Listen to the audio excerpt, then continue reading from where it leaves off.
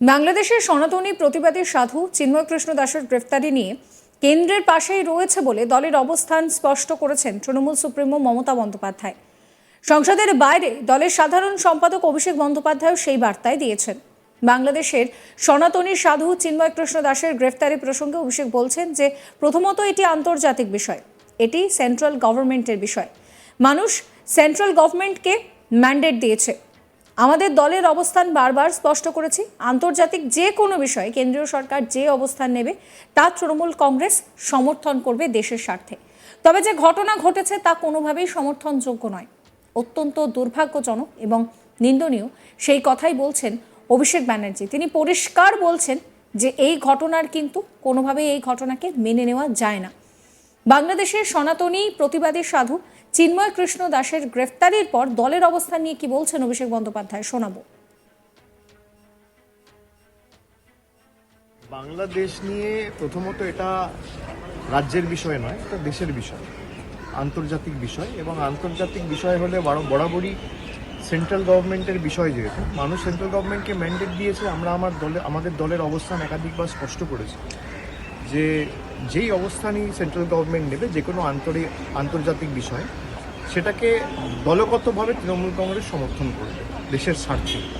কিন্তু যে ঘটনা ঘটেছে একেবারে সমর্থনযোগ্য নয় এবং অত্যন্ত দুর্ভাগ্যজনক এবং নিন্দনীয়, আমি এতটুকু বলতে পারি। এবার বাংলাদেশ ইস্যুতে রাজ্যের মুখ্যমন্ত্রী মমতা বন্দ্যোপাধ্যায়কে নিশানা করলেন বিরোধী দলনেতা শুভেন্দু অধিকারী। তার মতে, বাংলাদেশে যখন ছাত্র আন্দোলন চলছিল তখন একটি অঙ্গরাজ্যের মুখ্যমন্ত্রী হয়েও তিনি বলেছিলেন যে সেখানে যারা আক্রান্ত হচ্ছেন তারা এই রাজ্যে আসতে পারেন, তাদের আশ্রয় দেওয়া হবে, যেটা একটা অঙ্গরাজ্যের মুখ্যমন্ত্রী বলতে পারেন না। কিন্তু তিনি আবার যখন বাংলাদেশের হিন্দু মন্দির ভাঙা হচ্ছে তখন বলেছেন যে ভারত সরকারের বিষয়, আমরা দেশের সরকারের সঙ্গে আছি। কেন এই দ্বিচারিতা?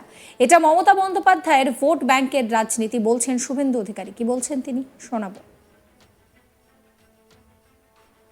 আরএসএস এর পক্ষ থেকে, রাষ্ট্রীয় স্বয়ংসেবক সংঘের পক্ষ থেকে আজকে যে বিবৃতি সামনে এসেছে, এই বিবৃতির মধ্য দিয়ে আগামী দিনে ভারত সহ যে সমস্ত মানবিক দেশগুলি রয়েছে তাদের অবিলম্বে ইউএনের মধ্যস্থতায় পিস কিপিং ফোর্স ইমিডিয়েট যত তাড়াতাড়ি সম্ভব পাঠানো উচিত।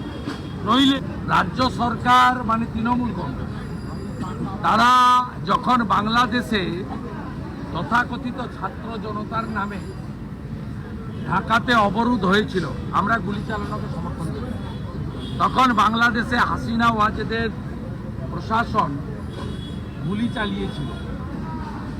সেই সময় মমতা ব্যানার্জি প্রকাশ্যে বলেছিলেন, তখন তার পররাষ্ট্র নীতির কথা, তিনি একটা রাজ্যের মুখ্যমন্ত্রী, বৈদেশিক বিষয়ে কথা বলার অধিকার তার নেই, সে জ্ঞান সেদিন তার ছিল না। সেদিন তিনি বলেছিলেন যে যারা বাংলাদেশের সরকারের দ্বারা আক্রান্ত হচ্ছে তারা এখানে এলে আমি শেল্টার দেব। আজকে যখন হিন্দুরা আক্রান্ত হচ্ছে, হিন্দু মন্দির ভাঙছে, তখন মমতা ব্যানার্জি বলছে যে এটা ভারত সরকারের বিষয়, আমার বিষয় নয়, আমরা দেশের সরকারের সঙ্গে আছি। এই যে দ্বিচারিতা, একদিকে তুষ্টিকরণ এবং ভোট ব্যাংক, অন্যদিকে বাঙালি হিন্দুর অস্তিত্ব শেষ হয়ে যাক, সংখ্যা কমে যাক, এটা মমতা ব্যানার্জির ভোট ব্যাংকের পলিটিক্সের উদাহরণ। অন্যদিকে তার ক্ষমতা আছে, উনার মন্ত্রী সিদ্দিকুল্লাহ চৌধুরী গত পরশুদিন জামায়াত উলেমা হিন্দের সভায় তিনি নেমে সাংবাদিকদের বলেছেন যে বাবরি মসজিদ ধ্বংসের সময় বা ভাঙার সময় নরেন্দ্র মোদীজি নাকি বলেছিলেন, আমি তো শুনিনি কখনো বলেছেন বলে, যে এটা আমাদের দেশের আভ্যন্তরীণ বিষয়। আজকে মোহাম্মদ ইউনুস বলছেন আমাদের এটা বাঙালি হিন্দু নিধনের সময়, মন্দির ভাঙার সময় আমাদের আভ্যন্তরীণ বিষয়। সরাসরি রাজ্যের একজন মন্ত্রী বাংলাদেশের মোহাম্মদ ইউনুস সরকারকে সমর্থন করছে হিন্দু এবং মন্দির ভাঙার জন্য, সরাসরি অন রেকর্ড, আমার কথা নয়, সিদ্দিকুল্লাহ সাহেবের কথা।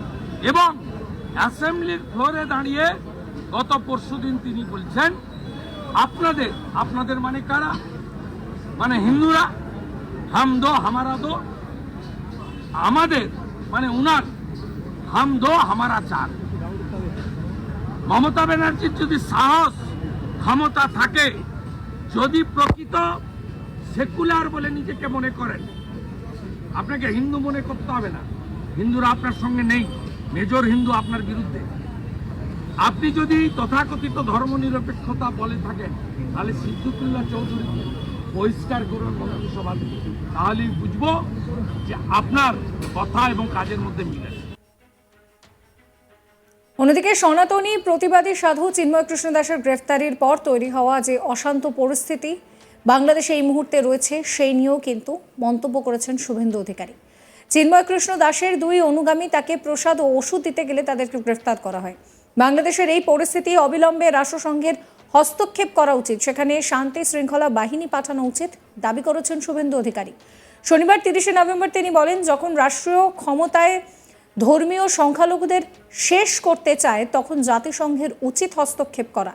শুভেন্দু বলেন, আরএসএসের যে বিবৃতি সামনে এসেছে তারপর ভারত সহ অন্য মানবিক দেশগুলিতে অবিলম্বে রাষ্ট্রসংঘের মধ্যস্থতায় বাংলাদেশে শান্তি শৃঙ্খলা রক্ষা বাহিনী পাঠানো উচিত, না হলে নোয়াখালীর মতো দ্য গ্রেট ক্যালকাটা কিলিংয়ের মতন হিন্দু নরসংহার হবে। যদিও শুভেন্দু অধিকারী বলছেন যে এই মতামত একান্তই তার ব্যক্তিগত। কি বলছেন তিনি শোনাবো। আরএসএস এর পক্ষ থেকে, রাষ্ট্রীয় স্বয়ংসেবক সংঘের পক্ষ থেকে আজকে যে বিবৃতি সামনে এসেছে, এই বিবৃতির মধ্য দিয়ে আগামী দিনে ভারত সহ যে সমস্ত মানবিক দেশগুলি রয়েছে তাদের অবিলম্বে ইউএনের মধ্যস্থতায় পিস কিপিং ফোর্স ইমিডিয়েট যত তাড়াতাড়ি সম্ভব পাঠানো উচিত, নইলে নোয়াখালীর মতো দ্য গ্রেট ক্যালকাটা কিলিংয়ের মতো হিন্দু নরসংহার হবে। 71-এর 22%, আজ 7%-এ নেমে গেছে। এটা যদি এক্ষুনি না করা হয়, আগামী কয়েক মাসের মধ্যে বাংলাদেশ হিন্দু এবং উপজাতি, বিশেষ করে চাকমা, ত্রিপুরী, মারমা, এরা শেষ হয়ে যাবে বাংলাদেশ থেকে। এবং এজন্যই আমরা যারা ভুক্তভোগী, প্রত্যেকের বাড়িতে ভুক্তভোগী, আমি নিজে ভুক্তভোগী, আমার মা বরিশাল থেকে এক কাপড়ে এসেছেন, এনারা সবাই ভুক্তভোগী। যে জায়গায় দাঁড়িয়ে আজকের সনাতনীরা প্রতিবাদ করলেন, এই জায়গাতে কয়েক লক্ষ মানুষ আছে যারা ধর্মীয় কারণে কংগ্রেসের দেশভাগে। সাবস্ক্রাইব করবেন আজ তাক বাংলার ইউটিউব চ্যানেলকে, ফলো করবেন হোয়াটসঅ্যাপ চ্যানেলও।